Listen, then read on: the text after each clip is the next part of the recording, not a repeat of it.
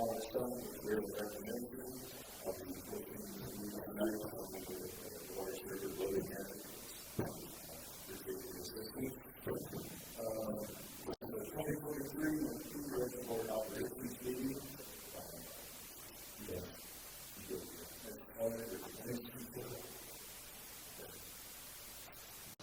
Purposes of tonight's meeting are to provide some context around the 2023 McPhee operations, mostly as they relate to downstream.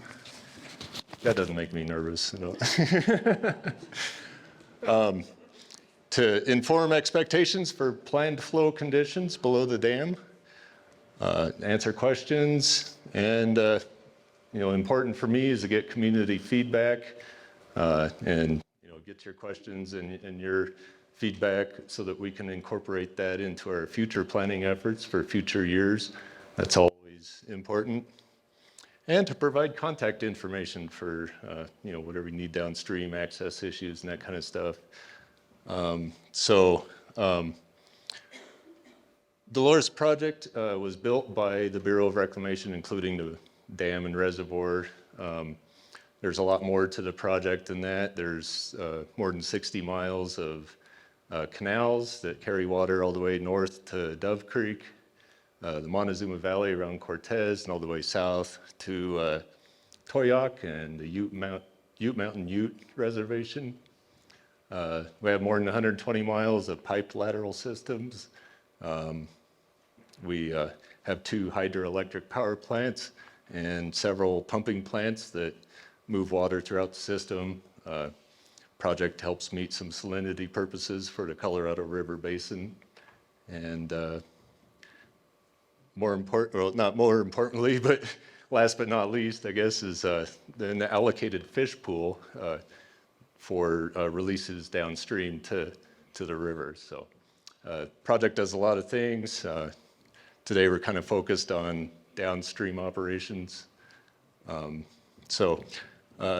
wanted to start with giving a little kind of 30,000 foot view of where we're at today. So if you go to the next slide. This is the upper end of Dolores Basin from Mount Wilson at about 14,200 feet. This is kind of looking into the San Miguel Basin. Telluride's right in the middle there, but the point here is there's a lot of snow up there. This was just last weekend. And there's a lot to come down yet. If you go to the next one. This is a little lower in Lizard Head Wilderness, looking into Dolores Basin at the Rico Mountains. Again, a lot of snow, and you might notice little dust layers peeking out here and there. Those affect the snow melt rate. They coalesce as the snow melts, and it can change how fast the snow melts and what we expect for runoff. So that's a factor that we consider as we're looking at forecasts for inflows and that kind of thing. Next one. And it creates some interesting features in the snow. The dust layers tend to be kind of weak, and snow will slide on them. In this case, it rolled up like a Tootsie Roll. So as it melts, that dust gets more and more pronounced and has more and more effect with the melt rate and that kind of thing. So next one. So McPhee Reservoir right now. Anybody notice anything interesting about McPhee Reservoir?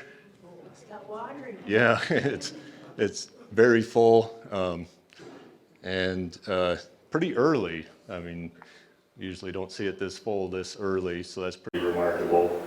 And you saw the snow still up in the mountains.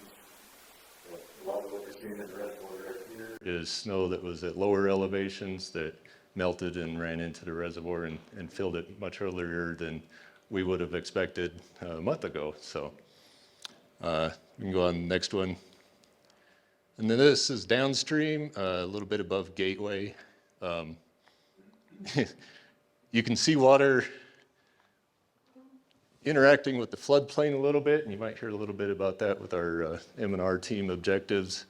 But this is almost entirely on its own with low snow melt without additional releases from McPhee Dam.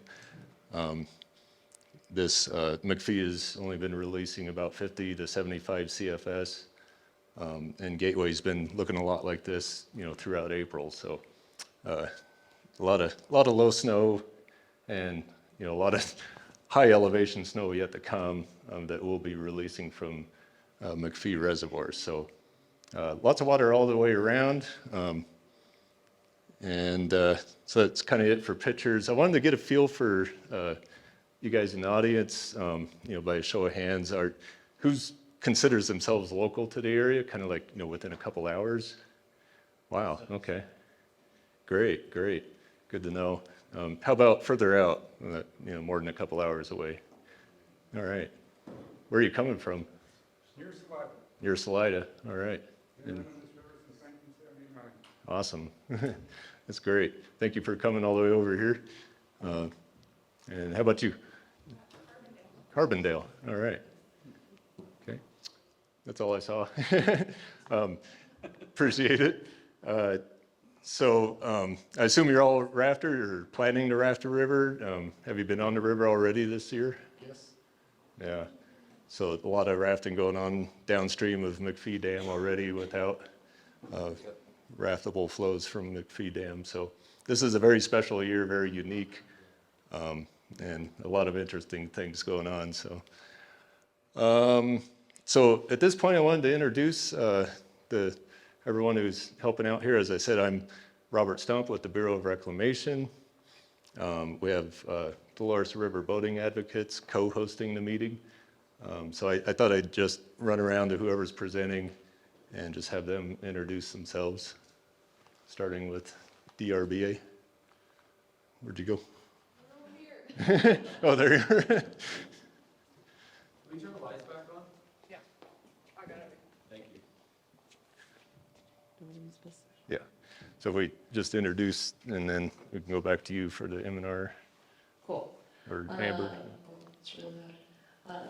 I'm Rika Bolton with Dolores River Boating Advocates. Thanks for all being here today. We'll have a few presentations about our role in this bill and the collaborative process behind it, and then just some safety considerations for this unique and exciting boating year. Thanks.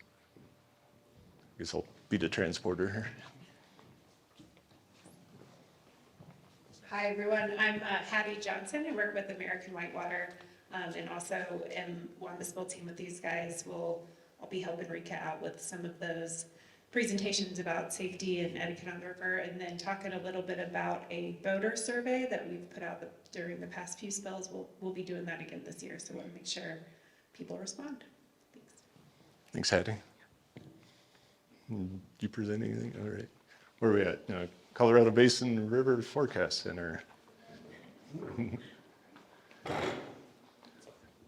Thank you for coming up. Hi, I'm Ashley Hansen. I'm a hydrologist with the Colorado Basin River Forecast Center. I'm here to give an update on the current water supply and stream flow forecast for the Dolores River Basin. Great, thanks. And then Dolores. Right. I'm Eric Spread with Dolores Water. We're the ones who operate the feed in tandem with the Bureau of Reclamation. So the Bureau of Reclamation built the project and turned over operations and maintenance to the Dolores Water Conservancy District. The Bureau of Reclamation remains heavily involved in all the operations, but downstream operations are kind of my focus as a project manager here, and I work closely with Eric and the district on all the downstream operations. Up next,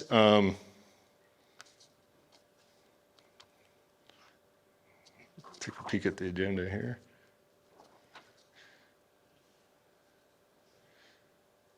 So I guess we'll go to the Colorado Basin River Forecast Center and have you talk about the forecast conditions. Thank you. Yeah. Do I need both mics? Please. Yeah, okay. Yeah.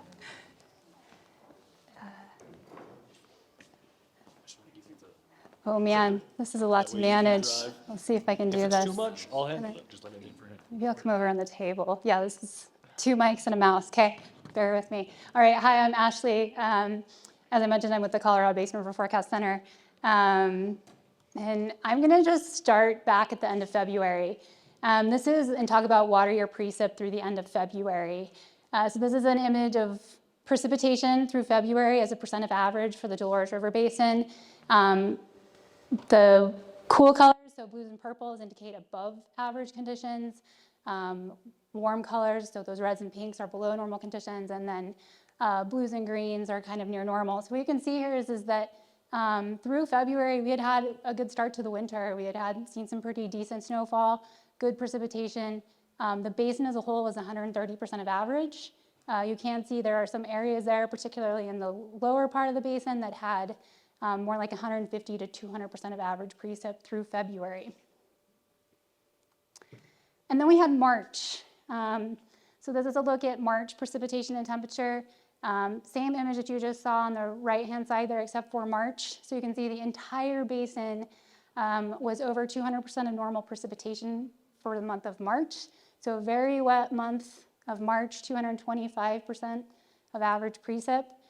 In the middle there, that is the March SNOTEL precipitation ranking. So I don't know if you can see it, but there's little numbers next to those. Each of those circles represents a SNOTEL location within the basin.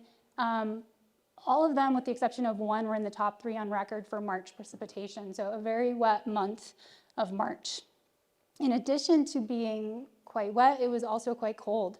On the left there, this is the monthly maximum departure from normal, so how much colder or warmer it was than normal March temperatures. You can see down there in the little oval there, the Dolores River Basin was anywhere from 7 to 9 degrees below normal for temperatures for the month of March. So March actually was a pretty big game changer in terms of water supply conditions, and you'll see this as we move through some of the slides. And if we look at what that meant for April 1st snow after a wet and cold March, you can kind of see some comparisons here from some historical years. This is 2023 there on the far right. These are just satellite images. The red star is McPhee. So you can see on April 1st, there was a lot of snow at all elevations on April 1st, so low, mid, and high elevations. The other 2 years are 2017 and 2019, which are 2 other above normal snowpack years kind of in the recent time period. And I think what's interesting to note here is that 2017, you can see we didn't really have very much lower mid elevation snow left on April 1st, just mostly high elevation snow. 2019 was a bigger year and a wetter, colder spring, and there was some, but even compared to this year, we had significant low and mid elevation snow from that wet and cold March. So what happened is typically we're melting some snow in March, and this year instead we not only didn't melt any snow, we also continued to accumulate snow at all elevations through the month of March. Okay, so Robert had all sorts of pretty pictures. I'm going to show you graphs. So on the right-hand side here, this image, this is our modeled snowpack. So we run a hydrologic model. Part of that model is a snow model, and so we're modeling basin snow conditions. The color scheme here is the same as the precipitation graphs in terms of percent of normal. So this is as of May 3rd, this is our modeled snow. The shaded area is the modeled snow. The colored squares are the actual SNOTEL locations, all is a percent of normal. Our model has the ability to model snowpack both above and below elevations that the SNOTELs are located at. So you can see the two in comparison there. But the take-home message here is, again, what Robert stated, there's a lot of snow left to come. You can see that we're in that 200% of normal, all that high elevation snow still there to come down. The other image is a grouping of 3 SNOTELs within the basin. This kind of is in an index. This site, it includes El Diente, Lizard Head, and Scotch Creek. It includes only these 3 because these have the longest record, so we can compare them to other historical years. So this is snow water equivalent versus time, starting in October here and moving through time. The purple line is normal, what we typically see in a normal year, and then the colored lines indicate the current year, 2023, is in blue. And then some historical big years. So 1993 is in the light blue, and 2019 is in the red. So some things to note here, the peak SWE of this year was actually fairly close to 1993, which is the highest on record for this set of 3 snow tells. So near record, actually close to record snowpack conditions this year based on these 3 snow tells. And also 2023 was higher than 2019, which was also a much above average snowpack year. And then you can compare it to last year. Obviously, we're in a very different category than we were last year in the green line there. We have started to see some melt, particularly some of these lower elevation snow tell sites.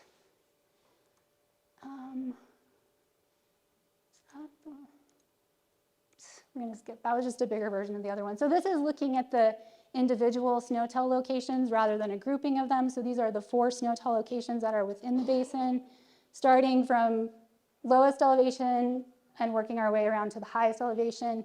So you can see at Scotch Creek, 9,100 feet. Again, kind of the same message with all of these. I just wanted to show the individual locations. Scotch Creek, you can see that we've seen significant melt, and most of the snow there is gone at 9,100 feet. Moving up to 10,000 feet, we have seen some melt, but still about 18 inches of water there to come down.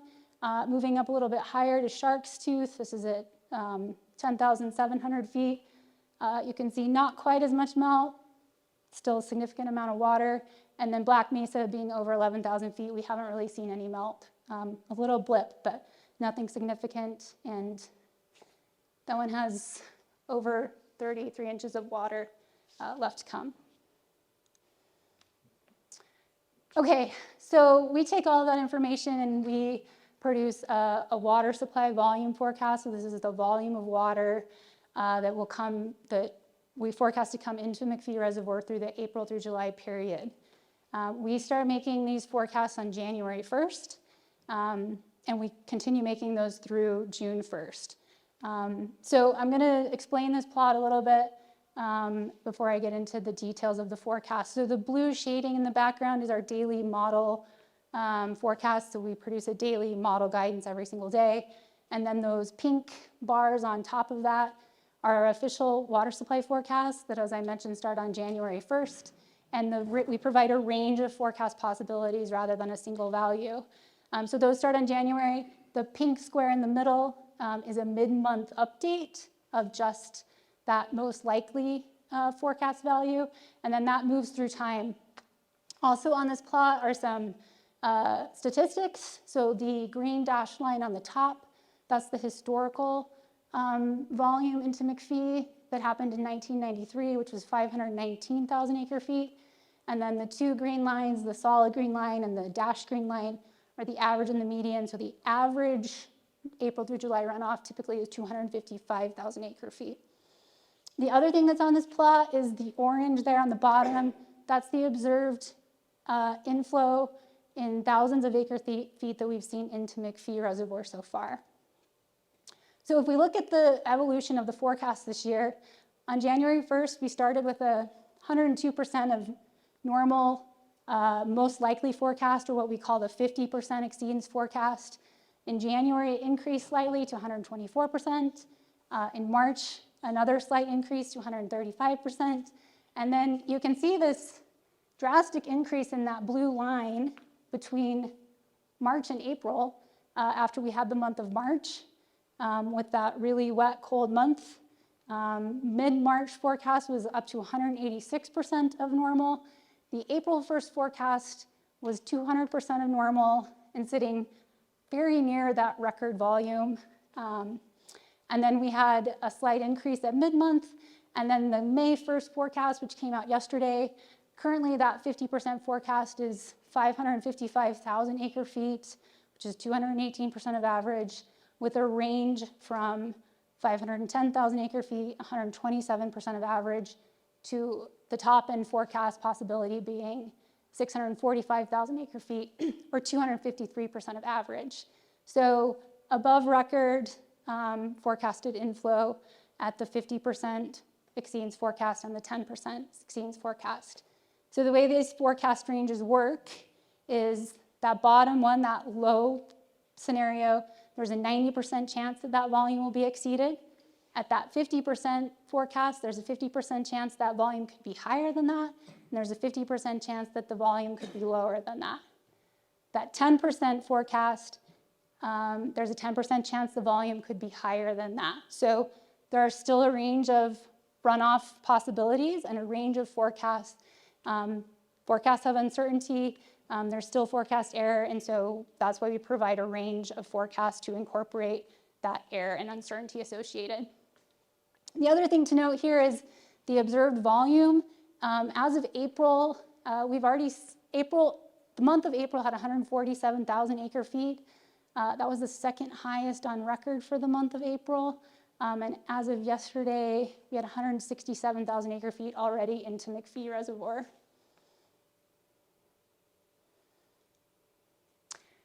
All right, so just a quick look at that April stream flow. These are plots from the USGS.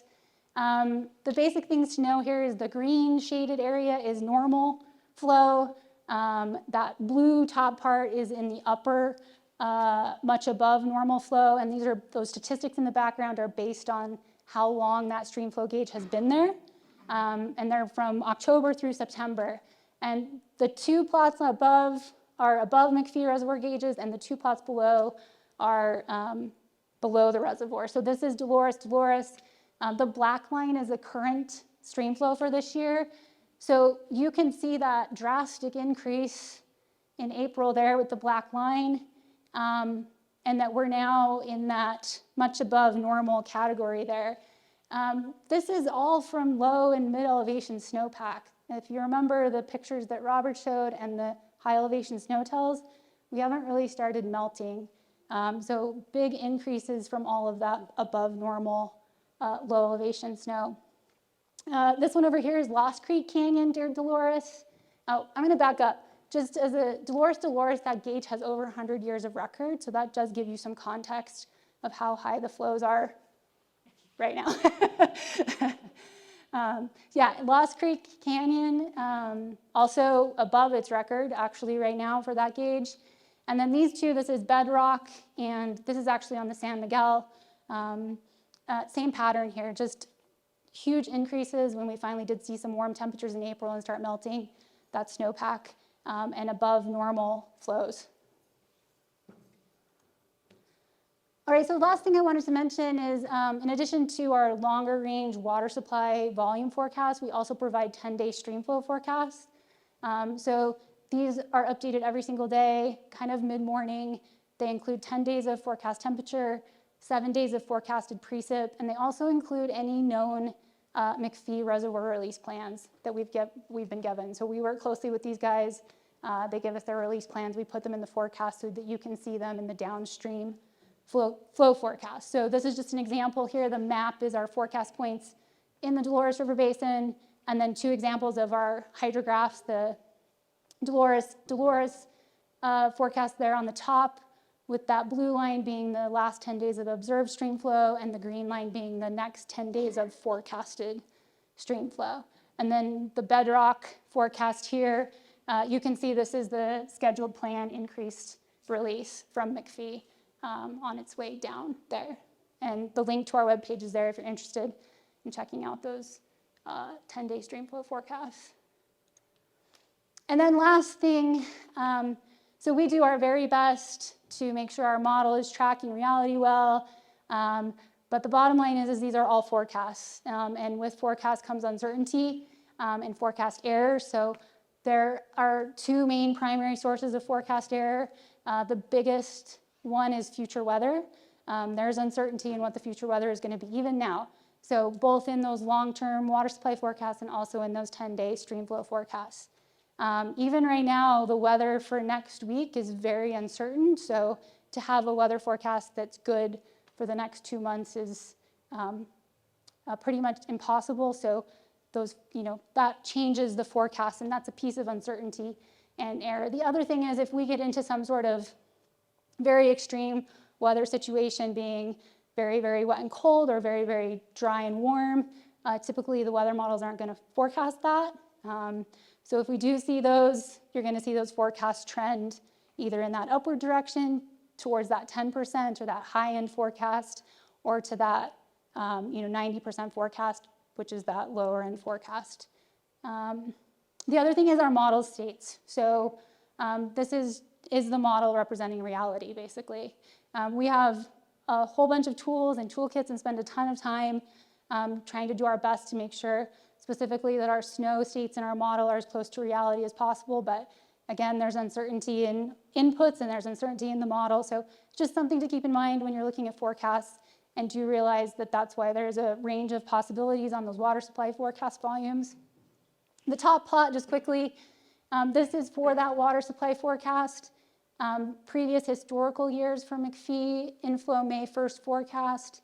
Ideally, if it was a perfect forecast, that year would be right on that red line. So you can see that most years do pretty well. I will mention this year, because we're forecasting in that record territory, we're kind of off the chart there. So there may be a little more uncertainty associated with that as we are forecasting a record year. And then again, just a note on the 10-day, the black lines here just to illustrate that things do change. You may look at the forecast one morning and the next morning it may be different because the future weather has changed. And that's everything from me. Here's my contact info and our webpage. I don't know, do you want to take questions now, or if people have? Take questions at The end? Okay, perfect. After we presented everything, hopefully that'll answer some questions in the meantime. I knew I couldn't compete with Ashley's beautiful pictures, so that's why I went for a different format. So my computer, or my printer broke all, and then I kind of jumped ahead. It kind of works out because our operations planning is really built on the forecast. Don't mind me. Those ranges that Ashley showed you, from the 90 to the 10%, we look at all those ranges and incorporate all those into our planning. So with that, I'd like to turn it over to Eric with the Dolores Water Conservancy District to talk about our current status and operating plan. Thanks, Eric. Yeah.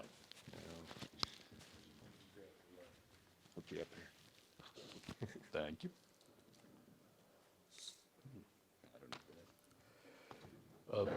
Yeah, Robert asked me to do the, just a status update on McPhee. And since Ashley pretty much covered the majority of the forecasting, I'll keep it short and simple. McPhee right now is at about 6,917 feet in elevation, which means there's only about 7 feet to go until full. That is, there's about 200,000 acre-feet of active storage in McPhee, 155,000 of which we collected in the last 30 days. And we expect to see another 10,000 by Monday. It's, as far as the snow tells goes, Ashley told you more than I can. We still see more than half of the snowpack remaining because what we've seen so far has been so heavily buoyed by the low snow. That is snow below 9,000 feet in elevation. As far as operations go, this year, because we've been seeing the forecast climbing, we've been paying more attention to the most probable 50% forecast as we're looking forward. In previous years, especially after so many drought years, we've tended to favor lower forecasts, the 90 and 70 that Ashley was talking about. But this year, we're seeing everything come in early and we're seeing it come in high. That puts us at early releases. Right now, we're releasing about 3,000 CFS downstream because we're on our way up to 3,400. Currently, the plan is to stay there through next week. Of course, we're reassessing this constantly, but early to be releasing that high. Hard for me to, it was a hard call to make early on because we don't like to get too high in the reservoir. It takes away some of our, ability to influence the flows downstream. Not much more to say on that operationally. It's, on our way up to 3,400. Yeah. So we just started, we were releasing 50 to 75 CFS and started increasing last Friday. And so, we haven't been releasing very long at all. So a managed release, a lot of people call it a spill. We don't actually spill, we don't use the spillway. We able to manage the downstream flows and the reservoir elevation just using the outlet works in the dam. So we haven't used the spillway ever to release inflows.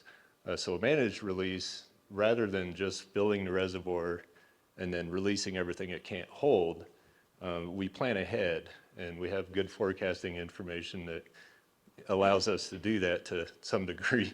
Some years are better than others. This year's got a lot of surprises, so that window of our planning ahead has gotten smaller and smaller through the month. But and we do that so that we can meet objectives downstream. One of them is boating, and then a whole slew of biological, environmental, and other commitments. So with that, I'd like to have DRBA talk a little bit about our native fish monitoring and recommendation team.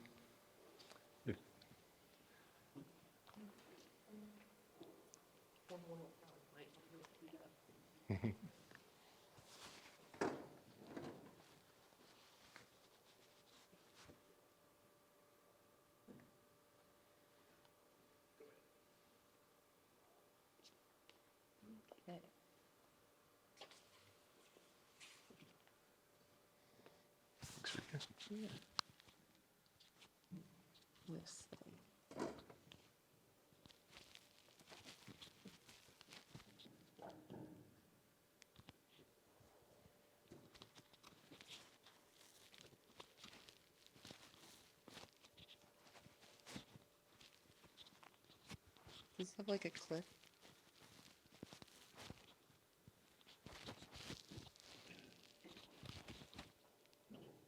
Okay. Hi, everybody. I'm Rika Fulton with Dolores River Boating Advocates. I just wanted to talk a little bit today about some of the downstream goals that were established by the Native Fish Monitoring and Recommendation Team for this year.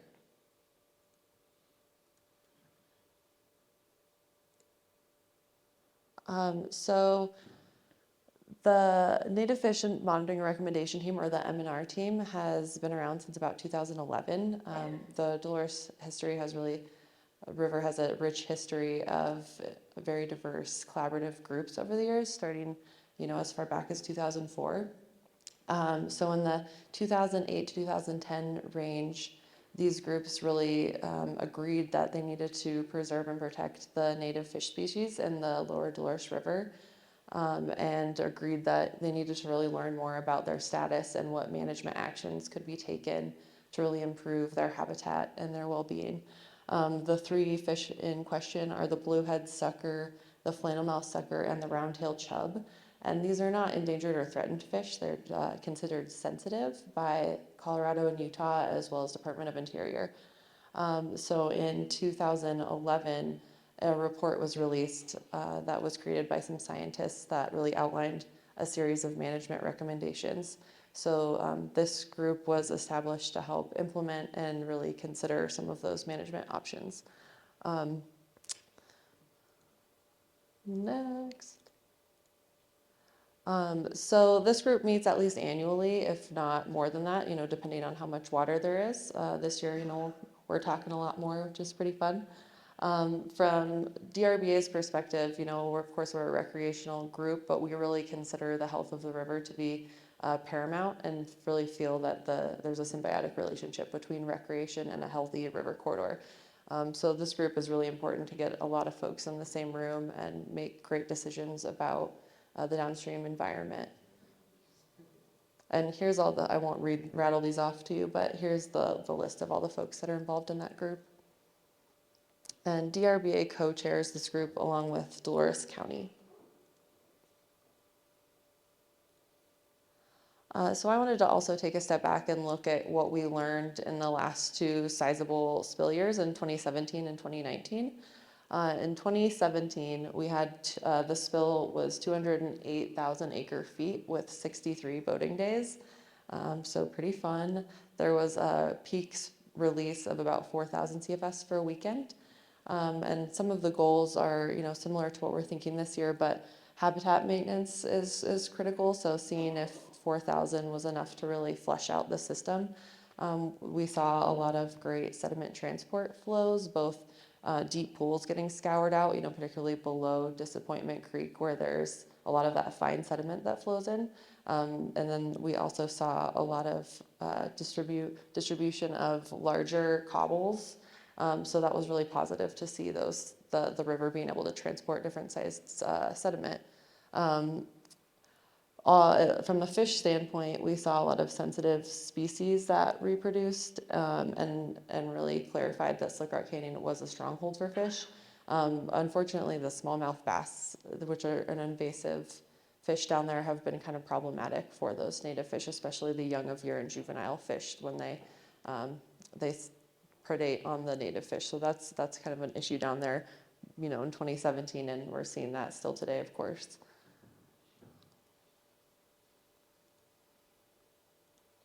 And then in 2019, there was a little bit less monitoring done, but there was still a report that was released after the fact. In 2019, there was about 130,000 acre feet for a spill, which was 34 or 38 boatable days, which boatable flows are anything above 800 CFS. Again, that met the sediment and transport habitat maintenance goals.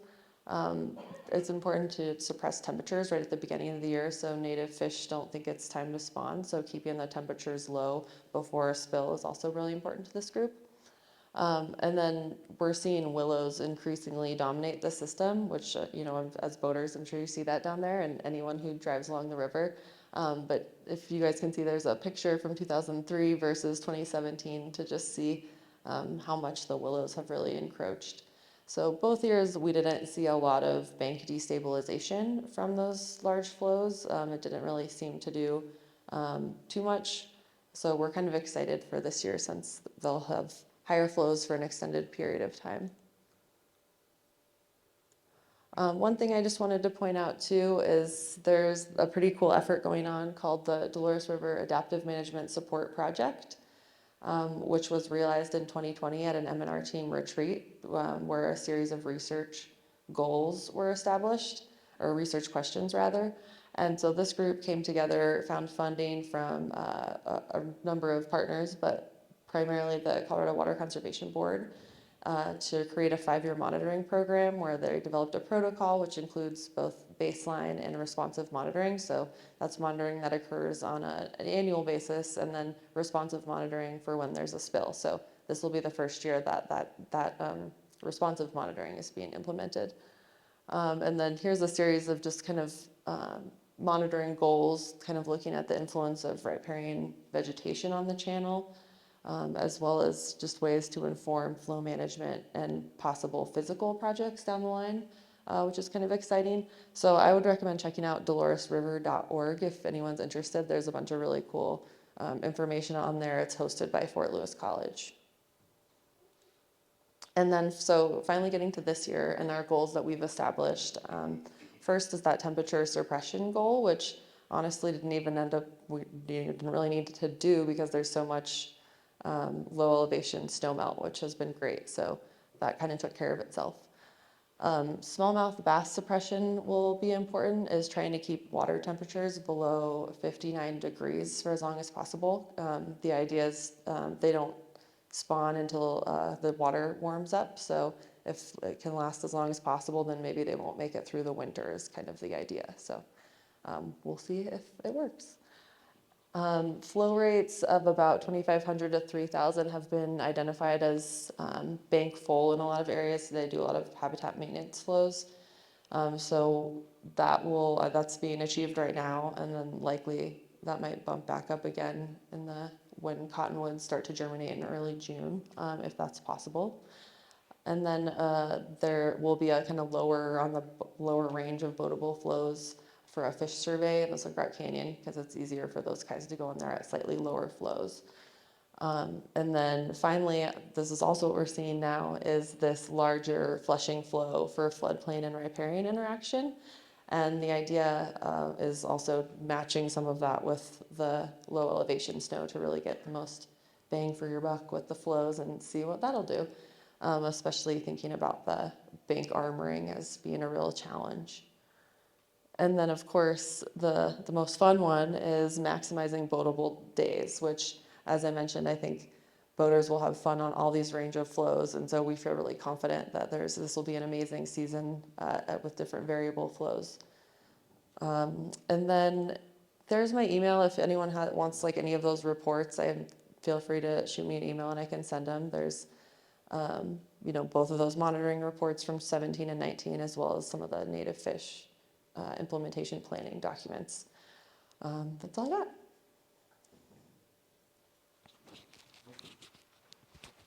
Thank you, Rika. Yeah, of course. There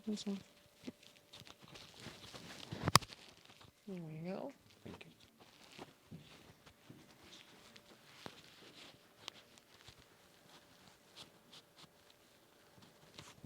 Yeah, so we went into March and April talking about all these objectives for the downstream objectives, and those have evolved, through the month of April. We had the temperature suppression, low flows, 100, 200 CFS for that in our plans in first part of April, and then the low elevation snow melt took over. Kind of, we didn't need that, and then we're beginning releases much earlier for the higher releases. So the temperature suppression objective kind of, nature took care of that for us. Some of the high flow peaks, on a big year like this, we had similar objectives in 2019 for some higher flow rates to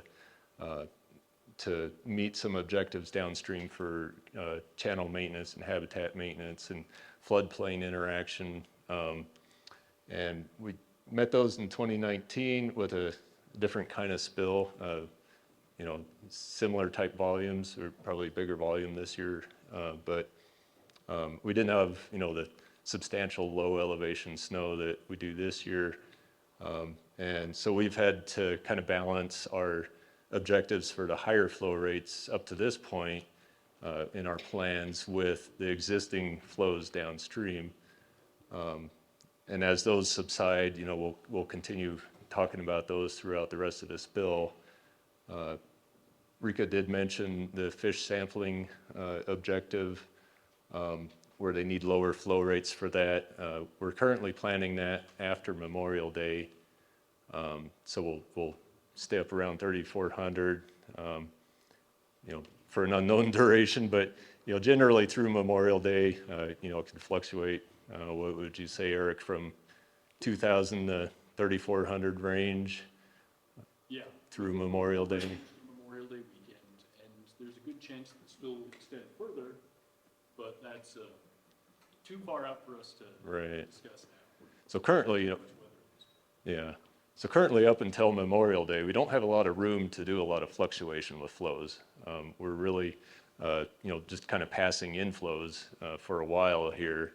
And as, things kind of taper down and get a little more relaxed, then we'll look at more fluctuation in flows, and that's a question for y'all that I'm looking for feedback, is fluctuating flows, do you like higher flow rates longer? Do you like up and down? That kind of thing.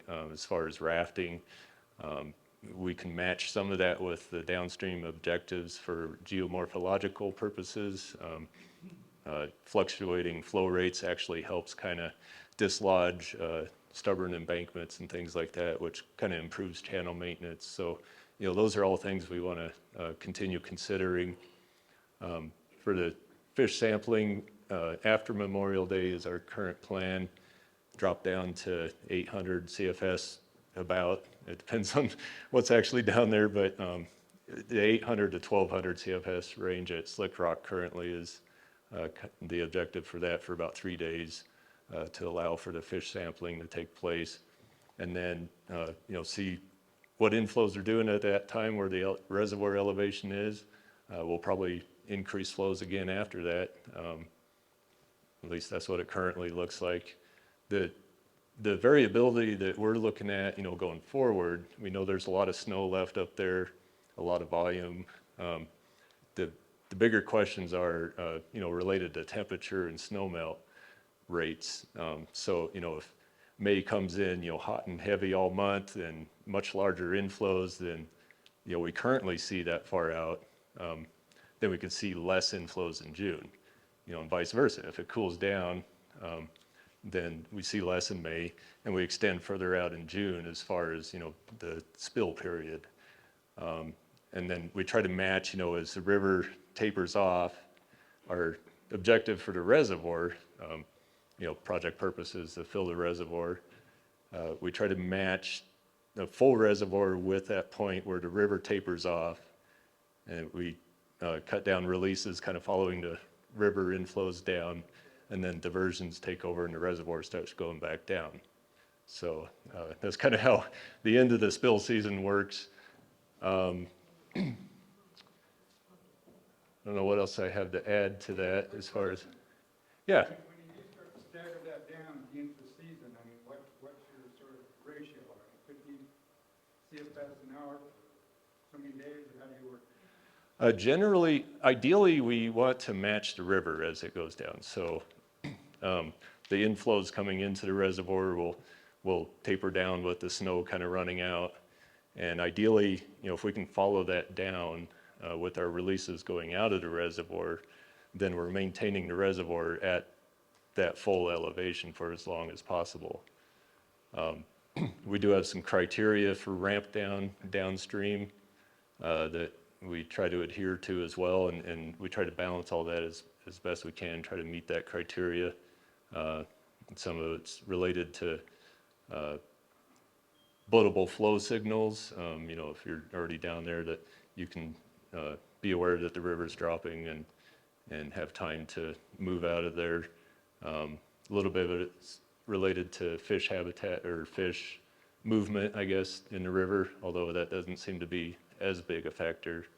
The natural river does what it does, and fish seem to, be happy with that. So, if we mimic that downstream, then, we're kind of reproducing that same natural flow of the river that, is coming into the reservoir. So, yeah, I appreciate that question.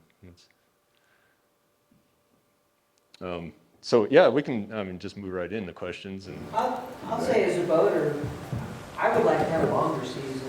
I don't need to be running high water, just a nice, and then more people will probably get use out of it. They'll be able to plan trips into maybe they already have Memorial Day plans for whatever, so then they can plan a trip in June or something. 1,200, 1,500. yeah. And then I'll also say, I just feel horrible about how little water comes out of that dam after, everything's shut off. It's, what is it now? What is it down to? How much do you allow out the bottom of the dam to support the ecosystem? That varies from year to year depending on the supply. The downstream fish pool is an allocable supply. Roughly, full supply is about 32,000. But I mean, in CFS per, In terms how of much flow CFS rates. do you let out the bottom? That's what us boaters understand, is Yeah. CFS. So, We get lost in making sure. 2021 was an exceptionally dry year, very. Because I've seen dry. it just goes from one mud pit dried up to another. And I think about all the creatures down there. Right, It just does not look like a natural ecosystem at all. Yeah. I So feel the- horrible about it. The I wish allocated, that somebody would stand up and say, you know what? The creatures out here, all the microbes to whatever, they have a right to more water. I appreciate that. The downstream releases are an allocated fish pool, is the way it's managed. And there's downstream senior rights and some augmentation water that goes down.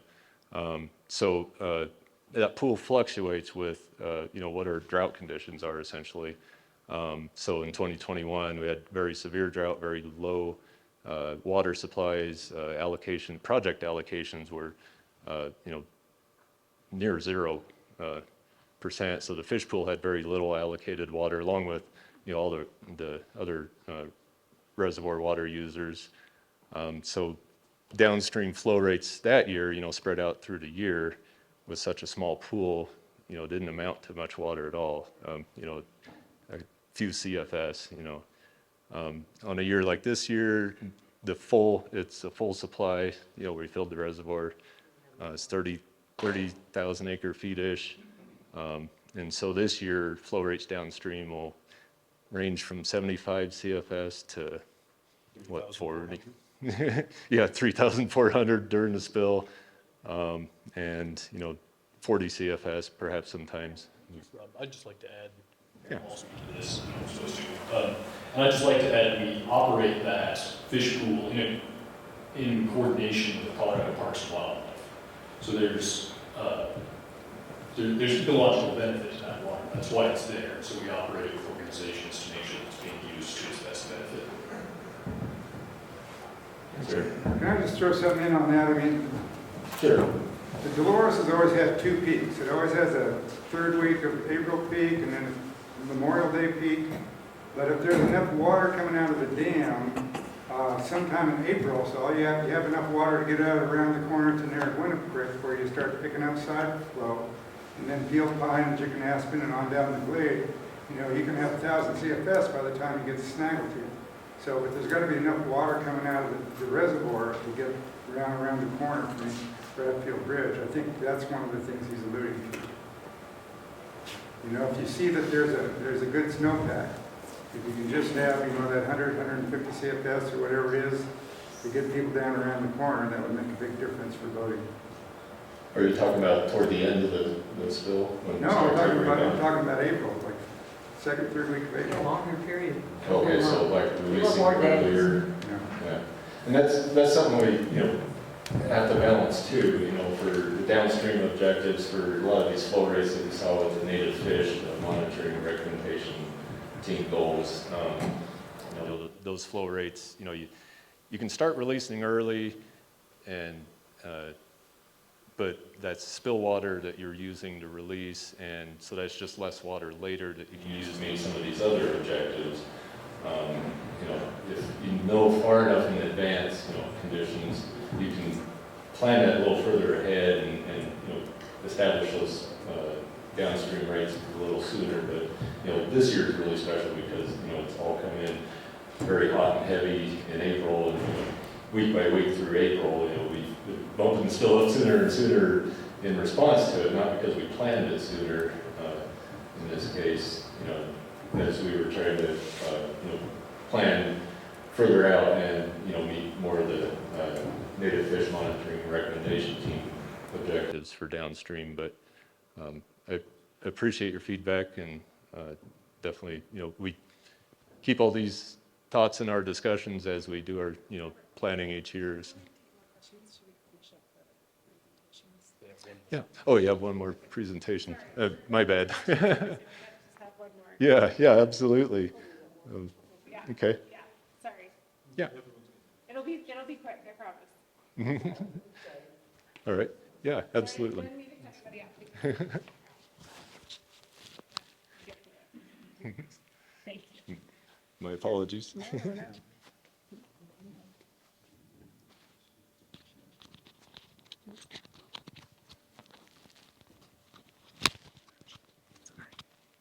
really struggle with it. It's like I should know how to do this. I know. It's like, no. And then you do this the other way.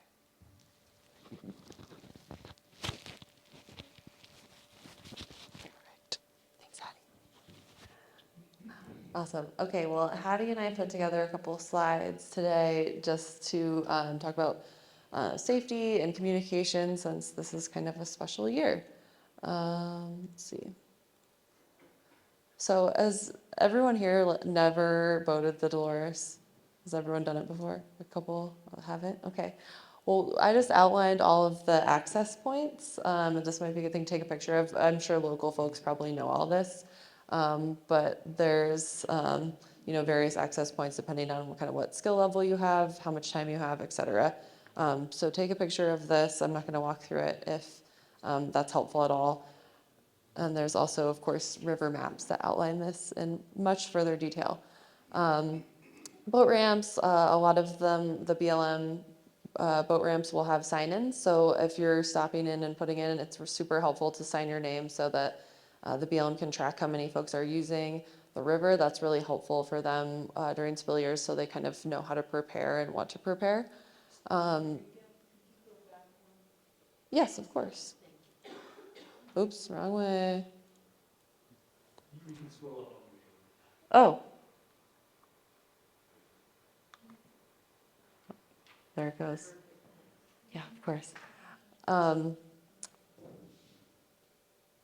So yeah, that's really important. And we're going to see a bunch of people this year, as a lot of you know, permits are getting really hard, and I think that's going to put some additional stress on the Dolores River this year. So just be aware that when you get there, especially if it's Saturday morning, you're definitely going to have to wait. So just try to be really patient, give yourselves time. You know, try to be really respectful, and that goes on downstream when it comes to campsites. A lot of the sites may be overgrown because they haven't seen use in a while, and so that's also tricky. You know, really be aware of where you are, and if you're just a small group, try not to take a large campsite. Things like this will become really especially important this year on the Dolores, since we'll see a lot of use, probably more than any other year. Everybody good on this slide? I can just keep talking too. Some required, and even if it's not required, I think it's really important to bring, you know, you need a toilet system that's required, as well as a fire pan or some kind of fire system. Those are really important. Safety gear, extra oars, depending on your boat, extra paddle. First aid, of course. And just to be aware, in the wilderness study area, when you're putting in a big gypsum and taking it out at bedrock, there is a group size that's limited to 16. So be aware of those regulations when you're going out there.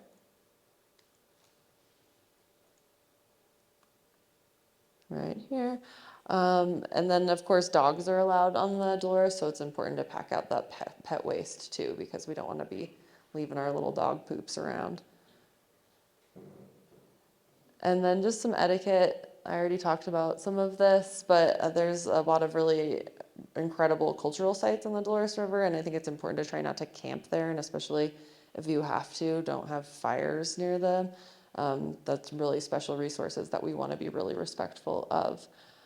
Pack out all trash, of course, is really important, and just being cognizant of where you're walking with the native plants and not trampling over really important spaces. And then lastly, respecting private property, especially once you get further down out of the wilderness study area. There's a lot of, and in the Slick Rock area, there's some private land. So just be really cognizant of where you are and where you're walking. And, you know, sometimes those little Onyx and maps are nice if you don't have a river map. So just make sure you know where you are at all times. When we were out there a couple of weeks ago, we found a group that had just made a fire in a fire pit, and it looked like it was like 2 nights before, and an ash had flown over to this log, and the whole log had like burned up, and could have been awful. So it just made us really want to like hammer home how important it is to, you know, if you don't have a fire pan, just don't have a fire, because we don't want to cause any forest fires down there. Okay, now I will hand it over to Hattie.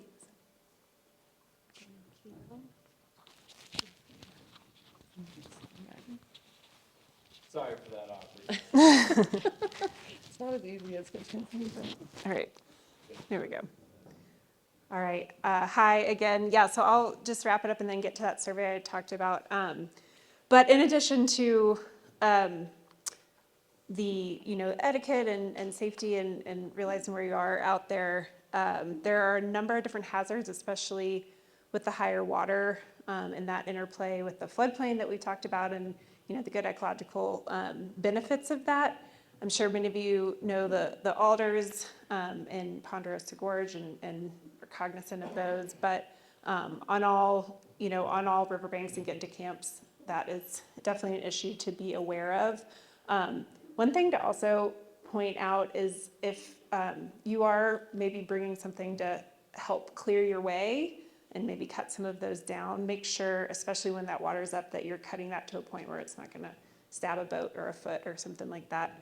And then bridges, as well, as that water continues to come up, hazards at bridges, both the pylons and getting under them.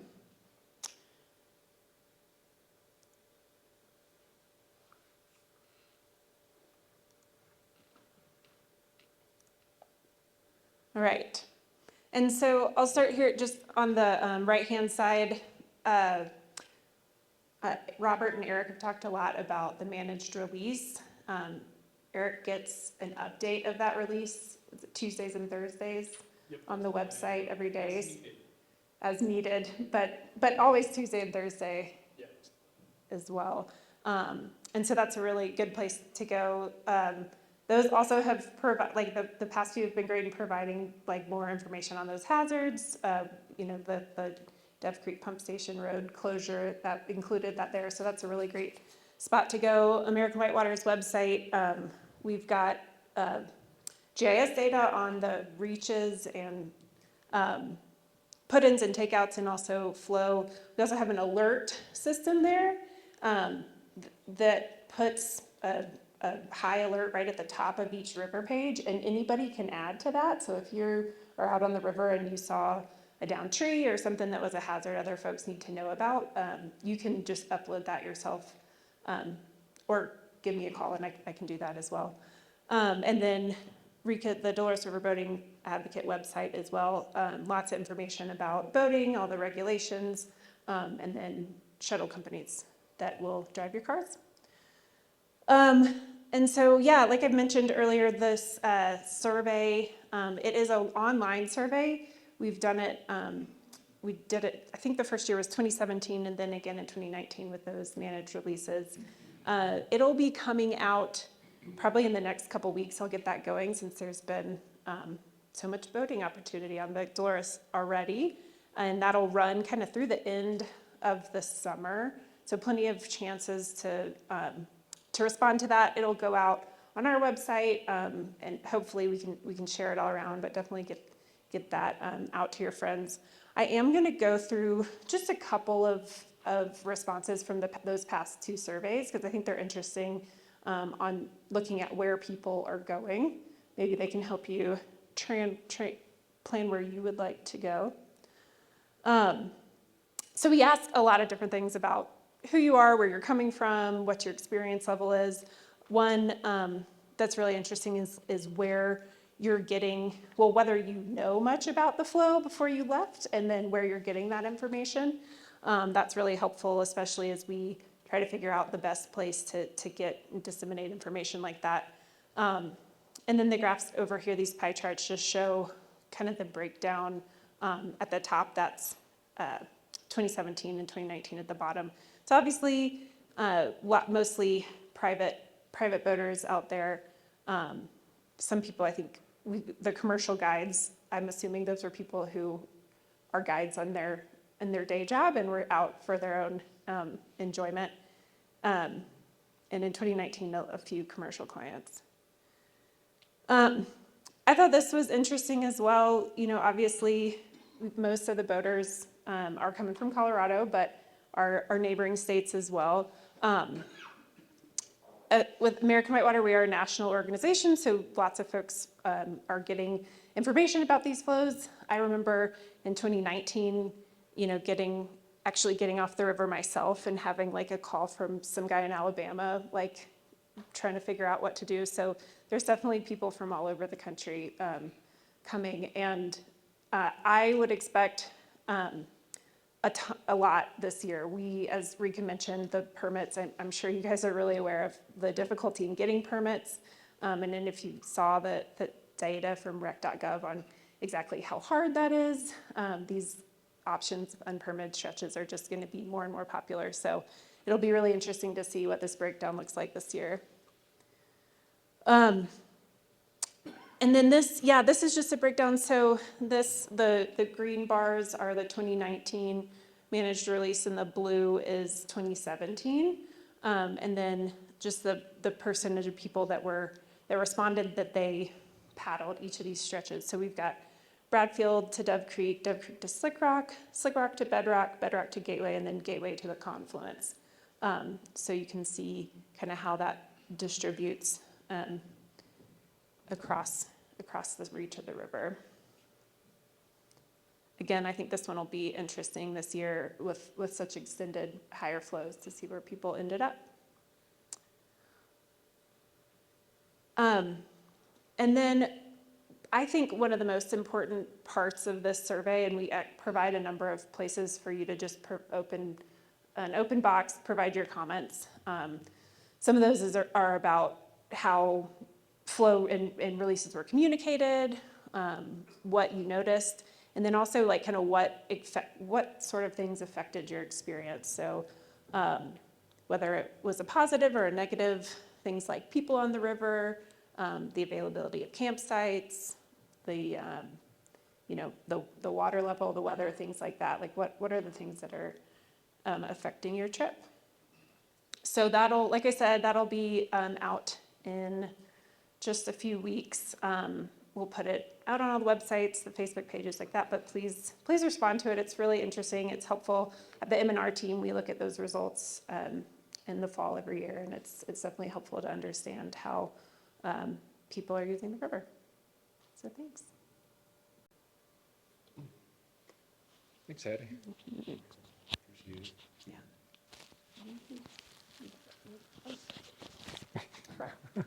I'm a pro. Yeah. Looks like we got a question back here. Yeah, I don't know who's appropriate to ask this, but I have heard that the road in the pump house has been washed out. I'm wondering, if somebody could give me some details on that. Absolutely, yeah. Thanks for bringing that up. We did want to mention that. The road has been repaired and is open as I understand it. So it should be good to go from this point. I think they did repairs. You have information about that? I'm Keith Kiesland, I'm the emergency manager for Dolores County, also our captain on our search and rescue. So as you come from Bradfield down, I guess I'd be the one to come if you need any help. But I just wanted to give you an update on the road. In all honesty, the road is probably better than it has been, and I've seen it for the last few years.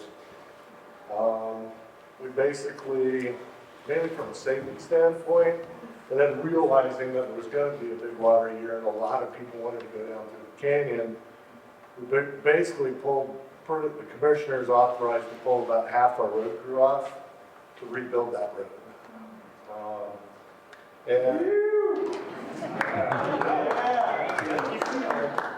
Right now, I mean, it's still a little narrow in places and whatever, but actually, after doing 2 rescues yesterday, not at the pumps, but up Bradfield side, I'd rather go down the pump road than I go down the Bradfield. So you don't have anything to worry about that. It's all good. The campground, that box elder has been kind of cleaned out too, because we had some silt down there. So anyway, it's all ready to go. And if we can get a chance, I don't know, like stop in the super rat, buy some wings or something. So Dolores County, maybe it's a tax dollar or something. You got it. All right. Always fried chicken. Thank you. Super ed. Yeah, thank you very much. Appreciate that. So I have a question for y'all real quick.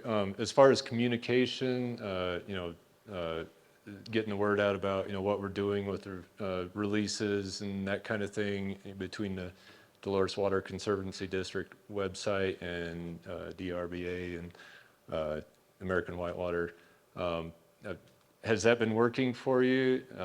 Do you, have any other outlets of communication that you would suggest, or is it working out pretty well? In 2019, you shut the water off over Memorial Day, which I think was a faux pas, but then my understanding is there'd be released water again around the 4th of July. And I don't know how many people even knew about that, but I found a few people that I know that actually ran the river. And how did you communicate that in 2019 that you were going to do a 4th of July release? So, I don't remember enough detail about well, that. in 2019, we had website updates then as well. That was our main way of communicating. And the M&R team, the spill team, the M&R team had talked about potential benefits. One of the goals that we were trying to get was these very high flows, and we were also trying to start early pre-Memorial Day weekend. So there was knowledge in the M&R team of this risk that we might miss Memorial Day weekend if we wanted to try for those very high flows right afterwards, those large-scale maintenance flows. We took the risk and ended up having to drop it then. It's certainly something that we're going to try and avoid in the future. That's an important time to do it. And so one of those balancing acts for reservoir elevation compared to releases. So you're saying you actually released higher water after Memorial Day weekend? Right. I think nobody was aware of that either, at least not in my understanding. I was the one updating the website at that time, and we definitely tried to signal that. We talked about what flows were going to do, and we tried to be as clear as possible. So just make sure you're checking the releases page on DoloresWater.com. Did you get that information to these folks whose websites we usually check? We certainly sent it to them ahead of time. We try to push out all of those updates on the DRB and Facebook, so that's another resource. Yeah. American Whitewater is a big, Yeah, so we try to, the DoloresWater.com, the district's website, American Whitewater and DRBA are our primary communication sources, and they're all involved in our weekly spill team meetings, so they're well aware of what's going on. Probably your best sources of information. Yes. I live right over here on 4th Street, and I've voted this stretch quite a few times, and I was curious about like contingency plan of if it gets hot and heavy, like it does, and we are backed up into this bridge here on 4th Street, like what can downriver handle? And what is the contingency plan? How much CFS can be released into all the canals? Like, what is a true like emergency contingency plan? Because I don't know that. Well, the reservoir can handle probably any inflow that comes in, can pass it through to downstream. But we manage the reservoir to stay at full active capacity, which is elevation 6924. And I mean, this year, and previous years, we, just from the outlet works, we can manage the flows.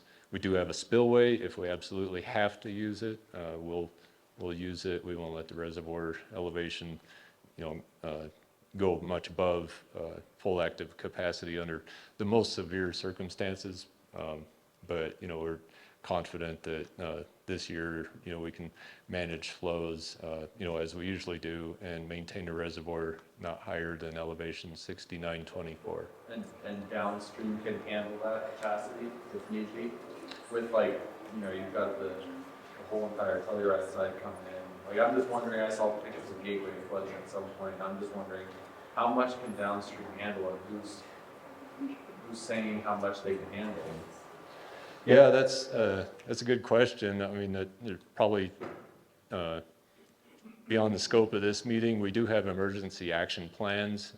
If we do need to release rates higher than what is our normal operating plan, we would activate emergency action plans and start all those communications. And, they would work with the downstream, on managing those higher flows. I'd like to understand what you're talking about. It can back up and then flood homes in Dolores? Is the I mean, problem? I've seen, I'm right here on Yeah, 4th and Street. what lake elevation would cause that kind of damage? Well, that's max capacity, right? And Yeah. the bridge here is still water. Yeah, that would be a very large flood surcharge that would cause that. 6926 is going to flood his home, or at I- what point is that going to happen? I can't speak to that right off the top of my head, but, we'll maintain the reservoir at 6924. Yeah, right. I would think that'd be the responsibility of the dam operator to make sure you don't damage people's personal property. Yeah. Well, that's part of the emergency action with your dam. plan, right? To, deal with those kinds of issues. So, that plan would get activated and we'd start working with those people. I guess maybe I can refine really quickly, because I was just curious, like, I've been watching it jump 1200 at night, right? If we're at max capacity in the reservoir, and then we get an unpredicted weather pattern with rain, heavy rain, hot days, whatever it may be, and it flushes in so hard, can we release enough water that, yeah, my house on 4th Street isn't going to be underwater, or, Yeah, that goes into our release management strategy and working with the River Forecast Center very closely. for trying to anticipate what flows are coming in. But, right now, that's primarily the reason we're releasing going up to 3,400 is so that we can gain more room in the reservoir and, absorb those higher inflows if they do peak higher than expected and things like that. So that's why we maintain the reservoir a little below full, until we're right at the end of the spill, and then we just top off right there. So, yeah, absolutely. It's an hour by hour job, I promise. Requirement that you not go very much above the 6924, regardless of what you have to dump. I'm sorry, say that again? You're not allowed to go above the 6924, regardless. You have to dump to stay below at 6924 or below. As part of our normal operating parameters, yes, we stay 6924 and below. Under extreme circumstances with activation of emergency action plans and that kind of thing, we can go above it to absorb a flood surcharge.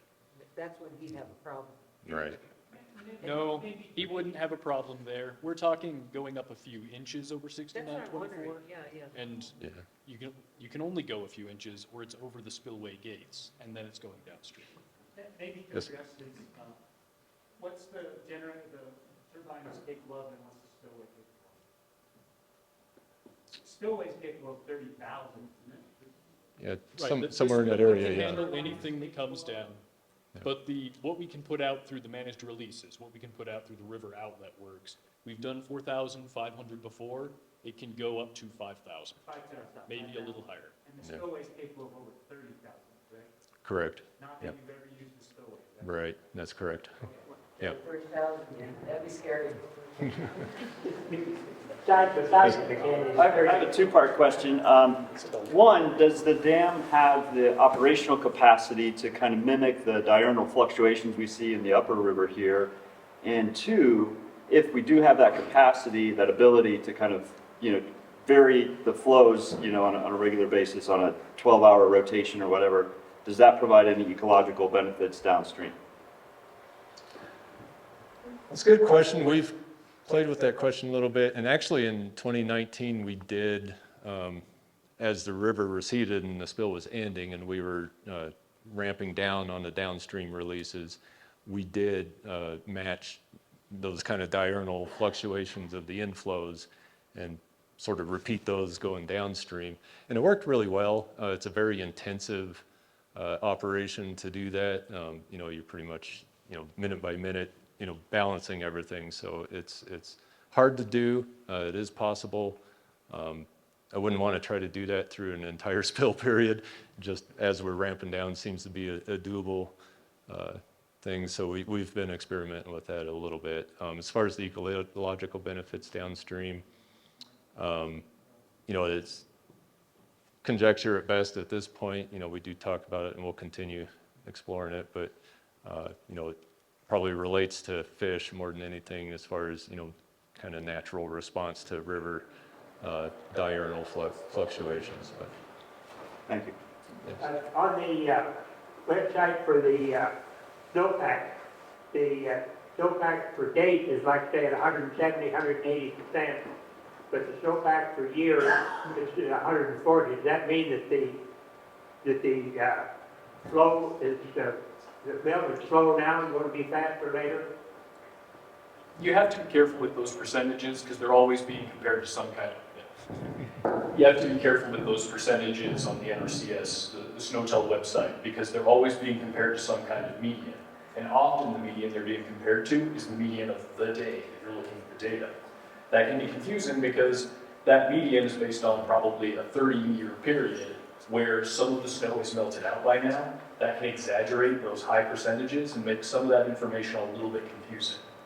When you see that percentage drop, it does mean that it's going down, but the percentage isn't as useful as looking at the actual sweep values when you want to see a rate of change like you're talking about. Yeah, it has the value on it for the date that's greater than the average for the total snowpack. And doesn't that mean that the melt is being delayed? Yes. It's a little unclear, but yes, that's, when you see it, it means that it's being delayed compared to the median, if that makes sense. Yeah. As in, over the last 30 years, it tends to have come out earlier, but that doesn't necessarily represent the high years that we're experiencing. That's including low years, normal years. Yeah. In orange there? I have a couple-part question. Can you comment on the Dolores River National Conservation and Special Management Act and the Dolores Act? And also, in that part of that legislation, it says the legislation does not directly affect voting because it requires the Bureau of Reclamation acting in collaboration with interested stakeholders, blah, blah, blah, blah, blah. What does that mean exactly? So two parts where it's at, and like I run a guide service, we have to understand the Dolores.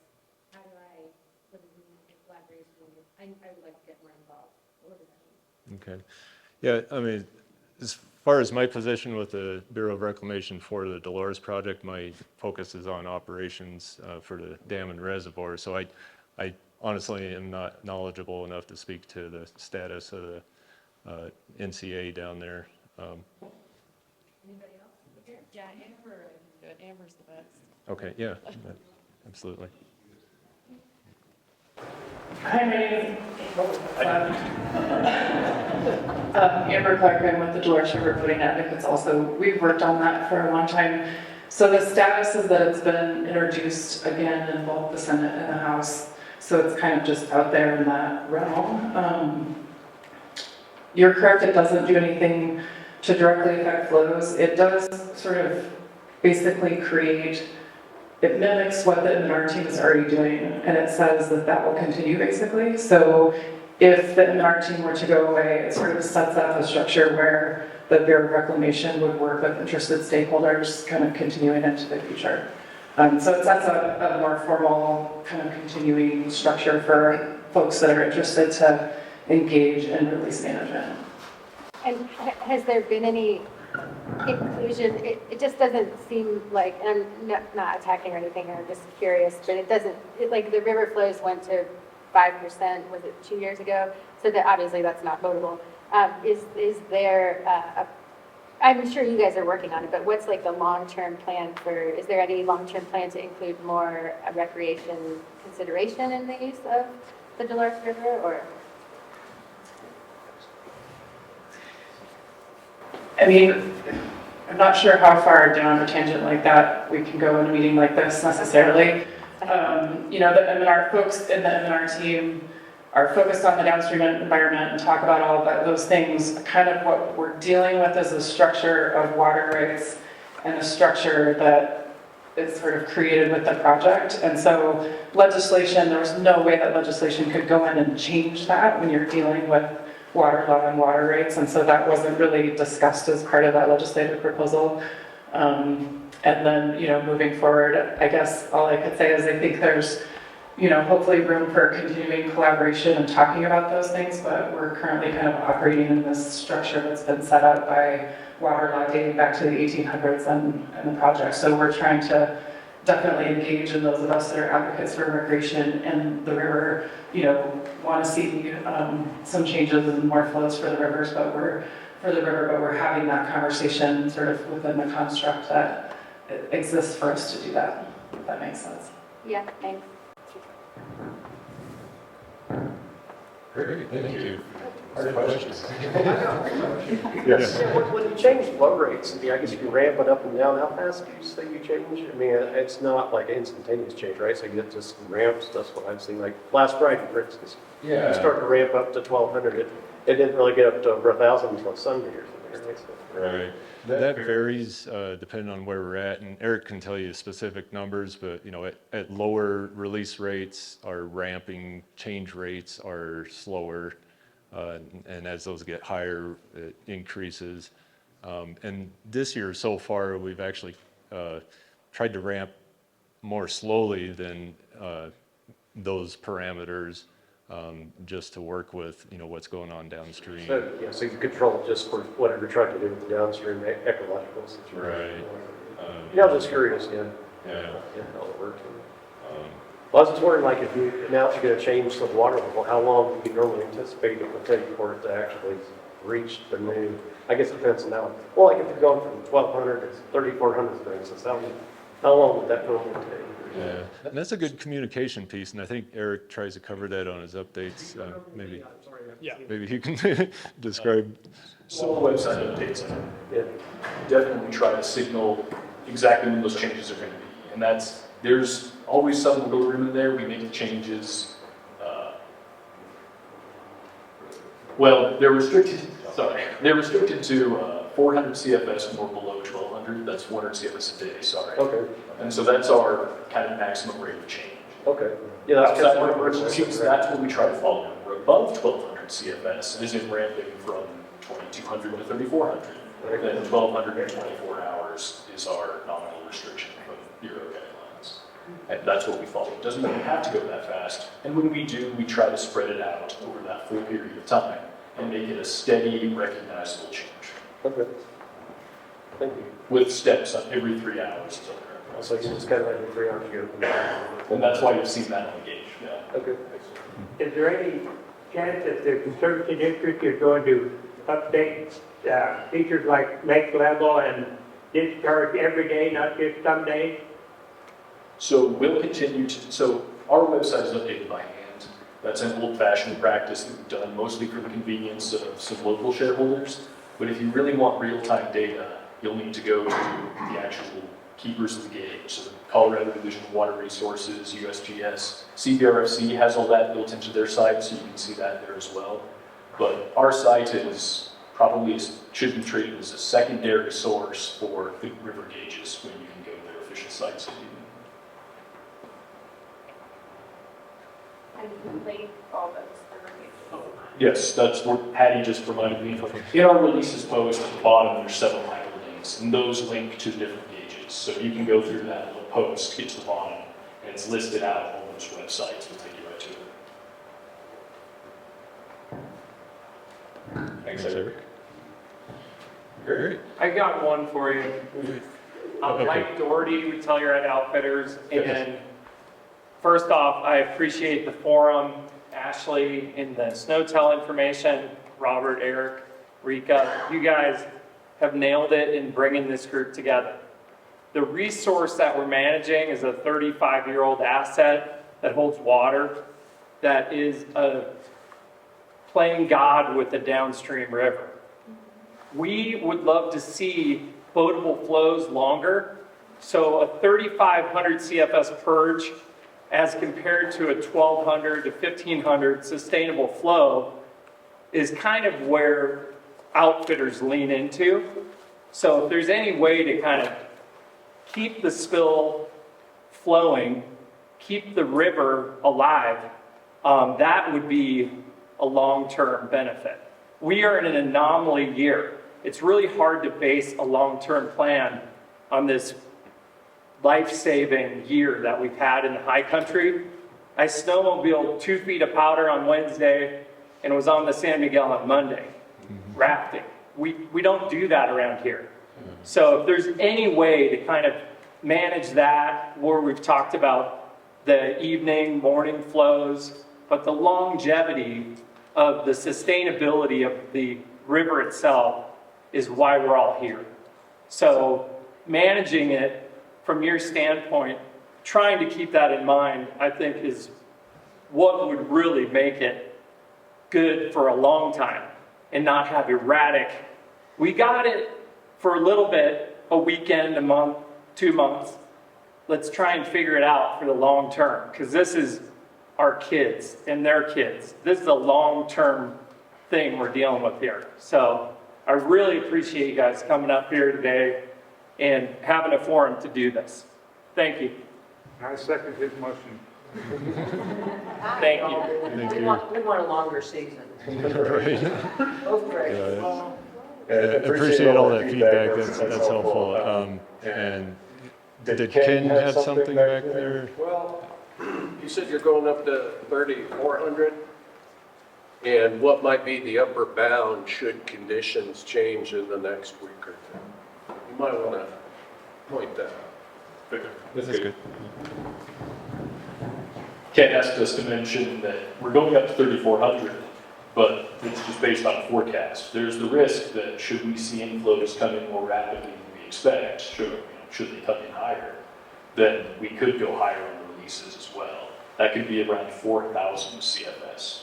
And that's not necessarily likely, we're already very high, but that is a risk, and it's worth mentioning here that you'll see it on our website as soon as we know that that's going to happen, but there is that risk as inflows could still surprise us. This much low snow this early is already creating a pretty unpredictable environment. Fortunately, it looks like it's running out based on the river gauges, and based on low snow going away.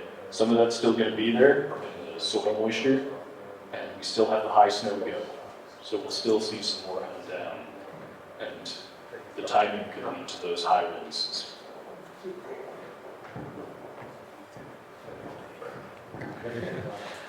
I'm sure you had your hand up first. Okay, he's pointing at Cody there. My name's Cody, just speaking for myself as a private boater here. I want to speak out in support of channel maintenance flows, and also that recognizes the fact that the reservoir is at where it's at right now, and you guys are kind of being forced to let out what you're needing to let out below. And in a way, what we're stepping to, if we were to do these higher 3,400 flows, that is pretty close to what we're seeing naturally out the river right now above the dam.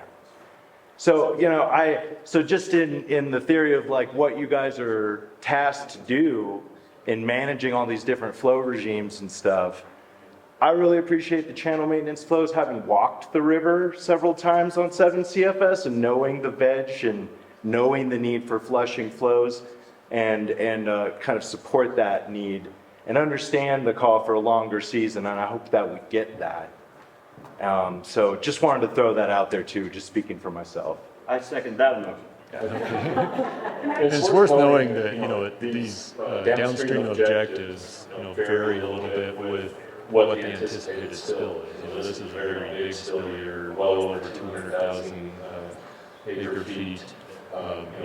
When we're looking at smaller spill years, those objectives downstream kind of adjust with it. So, in a small spill year, we would be looking at, peak flows, 3,400, something like that. So.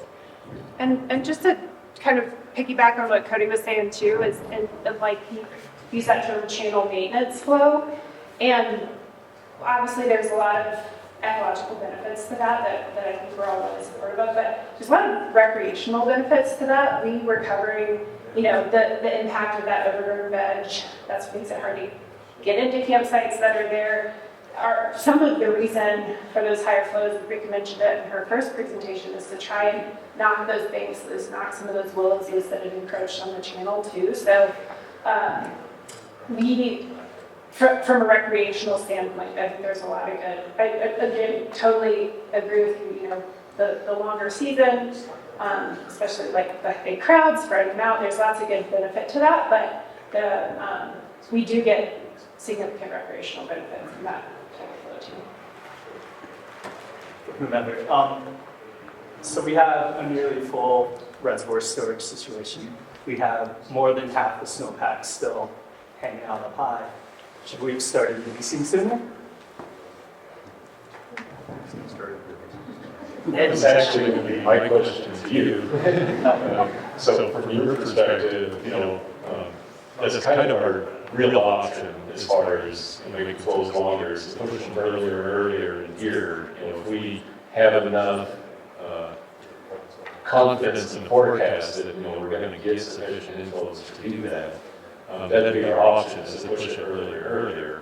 And feedback that we've got before is like, well, it's cold, it's draft, it's still ice under. So, if you have, opinions about that. Could potentially allow for more moderate releases when the bubble comes down, as opposed to having to pass through exactly what's coming in. Right. To maintain that, a little bit of buffer before you're max. And those are kind of perfect world scenarios where you have a really good crystal ball and you can see 2-3 months ahead. This year exemplifies what we're dealing with. I mean, at the beginning of April, we weren't even looking at starting releases till mid-May. As April progressed and inflows during April came in much higher than we were seeing, March, say, that kind of changed the whole dynamic. So that's the unknowns that we deal with when we're looking at trying to start things earlier, is we can't control the timing. And even though we can get a feel for kind of the overall inflows, we just don't know the timing of them. So. Can I just add to that? Yes. I think this year that would have been tricky just because there was so much local inflow downstream in terms of flooding concerns downstream. That also would have been something that they probably would have been considering, given that there was just 4,000 plus or more CFS downstream just from snowmelt when the release was at 50 CFS. So just something to consider as well. This year, downstream impacts this year have been somewhat unique. Right. And this year, this kind of works out convenient in some ways that there was, 200,000 acre foot hole to fill the reservoir. We were able to, be cognizant of what was going on downstream and not add to it. Instead, just fill the reservoir and absorb those flows. And now we can, The possibility of adding something to the snowpack, on the snowshoe sites, to go into these areas of 8,500, 9,000 feet in these wet years and just take samples and get an idea of how much water is accumulated in the lower elevations. Even though there's no historical thing to compare it to, in a wet year like this, it should be possible to get some ideas of how much water is going to come early. yeah, low elevation snowpack is, yeah, it was big this year, and that's an area that, some data collection and future forecasting capability could be developed, and we're looking at that too. It takes time to develop a history that you can use in real forecasting work. So, but it is something we're cognizant of, and we're aware of. So I appreciate that. We had one more question in orange. This might be impossible to answer, but just curious, based on 2019 and 1993, what potentially could be the flows in July? I know it depends on weather and lots of stuff, but is there any projection for that? Is there a chance? Just curious. Do you know what the I current know. inflow forecast is for July? That far out? No. Ashley could probably speak best to it. No. Maybe an inflatable kayak float. Well, like, we do pack That'd be rafts. popular for July. We run pack rafts, so Oh. there's like, trips of 4 people to 6 people, so I'm just curious. I mean, I'm not gonna. That'd be really awesome. Right.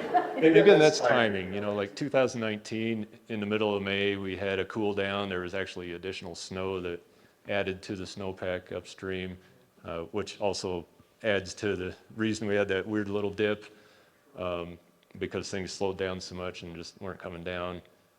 If we have something like that again this year, that can push our spill period out.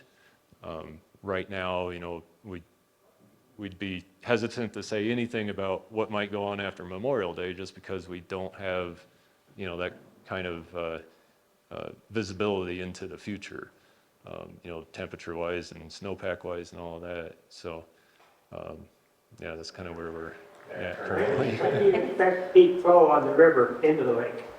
I'm sorry? What volume of peak flow do you expect and approximately what time, what day? Models right now are showing late May for the peak of the Dolores, but again, it's all dependent on how the snowmelt comes off. So it could shift later if we end up cold and cool off. It could be a little earlier, but the most likely scenario is late May. I think it's like the 25th, but that is not a like hard date. Right. Did everybody hear late May? I wasn't sure if you could hear Ashley over there, but yeah, she said late May, not a hard date. It can fluctuate a lot with temperature and all that. So, all right. Well, I really appreciate everyone coming, and I really value the comments and feedback, and appreciate you letting me ask you questions too. And I think the communication aspect is great, and, you know, if there's anything that we can do to improve communication as far as expected operations downstream, please let us know. And, you know, always keep an eye on the Dolores website and DRBA and American Whitewater's websites. One more comment from Keith. Somebody asked me, I told you about the road 2 pumps, but we also bladed it all the way to the San Miguel County line. So you can drive all the way down the snag if you want. Nothing else, grab a throw bag, push it, make sure it's loud.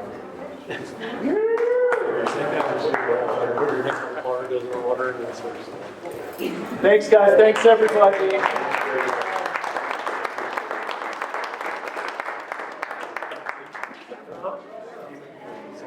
Yeah.